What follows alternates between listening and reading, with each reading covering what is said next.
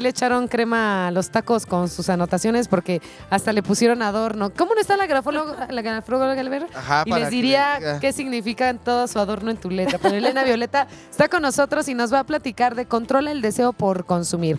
Un gusto saludarte como siempre. Un gusto también estar acá con ustedes, siempre muy feliz de volverlos a ver. Ya sé, Está de qué gusto vacación. de volverte a ver, saludarte y saber que estás bien. Así ¿Elena es. o Violeta? Violeta. Violeta. Ok, Violet.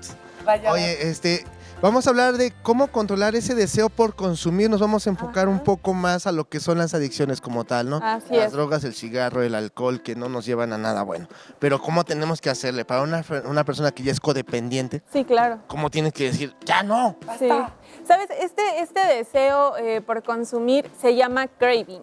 Oh my El God. nombre que utilizamos en la terapia es ese. Y el craving justamente consiste en este deseo casi incontrolable, irresistible del consumir algo. Es como un antojo muy fuerte, o sea, más bien el antojo por consumir, dejándolo en antojo se queda como muy corto el hecho de decir este deseo que tengo por consumir cigarro, por consumir tabaco, Alguna alcohol, sustancia. cocaína, alguna sustancia de estas. Perfecto. Este deseo tiene que ver con dos cosas. Primero, es un deseo psicológico que creamos a partir de, claro, yo creo que con esto me voy a relajar, me voy a sentir bien, me va a gustar.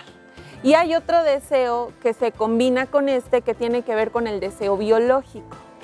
El deseo biológico ya viene a partir de estas sustancias de la dopamina en el cerebro que ya no son controlables desde la parte psicológica. Cuando existe dependencia, ya hay situaciones químicas que desde la parte biológica uno ya no puede controlar y el deseo se viene de manera muy irrefrenable. Entonces lo que debemos aquí nosotros mediar o en todo caso eliminar es el deseo que sentimos hacia algo. En breve, porque Ajá. yo te puedo decir que estaba ahorita analizando, sí fumo, pero y me han preguntado mucho. Es que se me antoja y no es seguido, o sea, lo sabemos, no es seguido, es cuando estoy en una convivencia social con varios compañeros, es cuando estoy así con el... Y justamente ahí Pero es nada cuando más bien viene el craving psicológico. Lo que a ti te pasa es craving psicológico. Es un deseo que simplemente viene incluso mediado por estímulos que nosotros aprendimos. Alguna vez le contaba a Elbert, no sé si te acuerdas, de este ejemplo cuando estábamos en la universidad. Y suenan de repente la bolsita de los chicharrones o la bolsita de los cacahuates. Rayan el Y pizarrón. entonces, no, la bolsita de los dulces. Y entonces de repente como que se te hace agua a la boca, pero no porque tú ya tengas pensado, "Ay, claro, quiero unos cacahuates, galletas",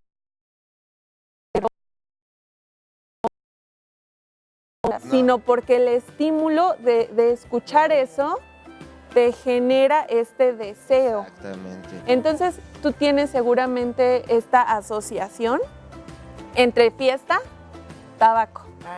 No, entonces esto más bien es una asociación psicológica y el craving viene mediado por eso.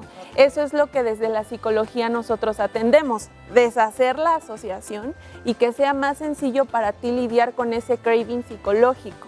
El craving físico biológico se puede atender mediante medicamentos únicamente. Okay. No con todas las drogas y no con todas las personas. Aquí hay que hacer una muy buena evaluación para ver qué personas requieren ambos tratamientos y qué personas solamente requieren la parte psicológica. Por ejemplo, en tu caso únicamente sería atender el craving psicológico, porque si tuvieras craving biológico, no solamente sería en las fiestas. Te dije que estabas mal, Jacqueline. No sé, Oye, amigo, perdón. Oye, Violeta, Sí. entonces podríamos hablar que existen como tres, digo, sin ser especialista, porque obviamente no lo soy, existen como tres etapas, ¿no? Ajá. El primero es cuando empiezas o sea, el fumar, el tomar, tal vez por social. Ajá.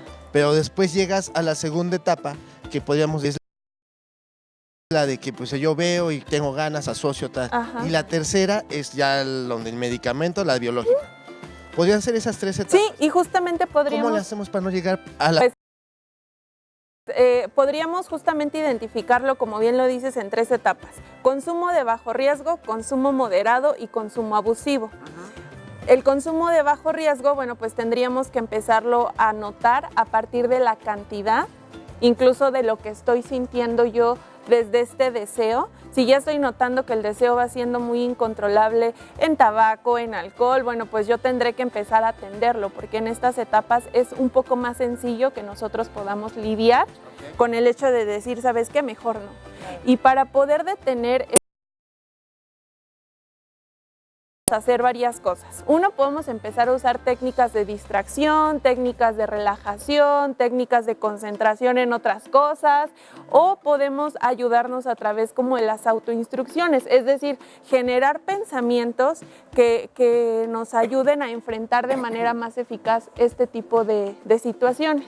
Hay pensamientos que en la terapia los llamamos pensamientos permisivos, es decir, son estos pensamientos de un falso permiso para consumir. Por ejemplo, algunos pacientes me dicen, yo estaba en la fiesta y entonces alguien me dijo, no, no te preocupes, yo te llevo, ni va a pasar nada, además vale la pena todos los amigos que están aquí.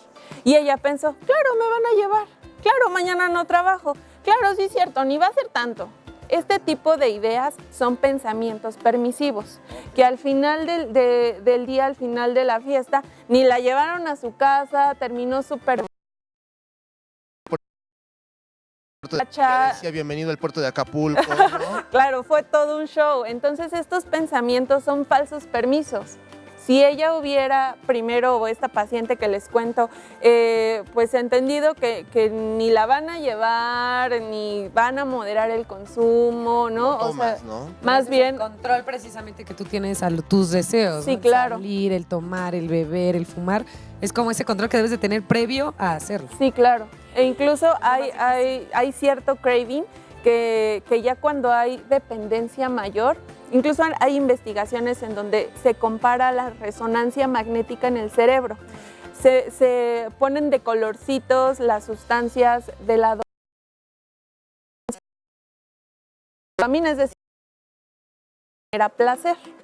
El craving, aquí viene lo interesante, es más alto, es decir, se colorean más zonas del cerebro cuando simplemente hay craving, sin sustancia. Es decir, cuando yo estoy, ay, claro, al rato la fiesta, sí, cierto, ¿no? Y entonces empiezas a salivar, entonces empiezas a tener el deseo, o cuando estás abriendo la cajetilla y suena el celofán, o cuando apenas escuchas el sí, claro, ahí se elevan los niveles de dopamina, es decir, el cerebro se colorea más que cuando la consumes. Ya. Entonces es más intenso el craving, biológicamente hablando, que el hecho de consumirlo. Ok. Es bastante complicado poder lidiar con este deseo intenso a consumir. Oye, y dentro del craving que dices y de los sonidos que escuchamos, lo que olemos, es el que te dices, ay, huele a la carnita asada de anoche, ¿no? Ujú. Pero también ahí puede entrar un poco el tema de la ansiedad, lo que te provoca estar... Sí, claro. Incluso el craving es muchísimo más intenso que una simple ansiedad. La ansiedad resulta un poquito más leve o más tolerable que el hecho del craving. Algo importante que tienen que saber todos aquellos que están intentando dejarlo y que viene el craving pues de manera intensa, primero es momentáneo, ¿no? O sea, va a terminar. Y eso es algo que muchos de los pacientes les ayuda a entender porque dicen, bueno, es momentáneo. Sí lo aguanto, porque a veces más bien caen en el craving de decir, no, es que esto no lo tolero, va a durar mucho, no lo voy a soportar y Claro. ¡pum! Primero es de corta duración. Segundo, mientras más pase el tiempo y mientras menos consuma, menos frecuente será que tengas cravings. Ok. O sea, si tenías al inicio 5 cravings al día, después tendrás 2 y después tendrás 2 a la semana y así. Y tercero, es importante que nosotros tengamos en cuenta que hay momentos en los que pasados ya 2 años, 3 meses, podemos volver a tener un craving. Y esto no significa yendo. Esto no significa que no podemos lidiar con eso y tampoco significa que sea algo anómalo. Es bastante esperable que tengamos cravings. Ok. Oye, y entonces pues la gente es la que se tiene que dar cuenta de que estás incurriendo en esa situación para no llegar hasta cierto... Sí, claro. ¿No? Sí, claro. Y es importante que no lo confundamos incluso con situaciones de mero antojo, ¿no? Y es importante que nosotros lo podamos modular, incluso a partir de nuestros propios pensamientos, que conozcamos cuáles son aquellas situaciones que nos estimulan. Es decir, pues, tendrías que dejar de ir a las fiestas por una temporada, si quisieras. ¿Por qué?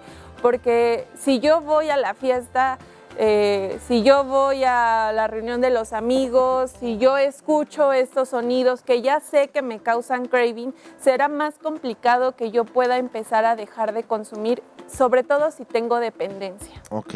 Esto se llama control de estímulos y esto tenemos que planearlo bastante bien Yo en la siento terapia. que sí puedo controlarlos. Vas a ver, Violeta. Muy bien, Vas a ver. pues a la próxima que venga ya nos platicará. Sí, y hay que ponernos a analizar, ¿no? ¿Qué otras cosas y otros puntos nos producen craving? Pero muchas gracias, No, Violeta. Gracias, Violeta Violet. Live Disculpe, Art. estoy tosiendo mucho. Ya saben dónde Sí, malito. encontrarla, ya apareció en pantalla su número, Instagram, Su red social. toda su red Vale. social. Muchas gracias. Perfecto, no, un gusto estar Nos con vemos ustedes y ojalá ¿Quieres disfrutar les del ayude. baile típico? Claro. Pues Vamos a acompáñanos. verlos. A ver.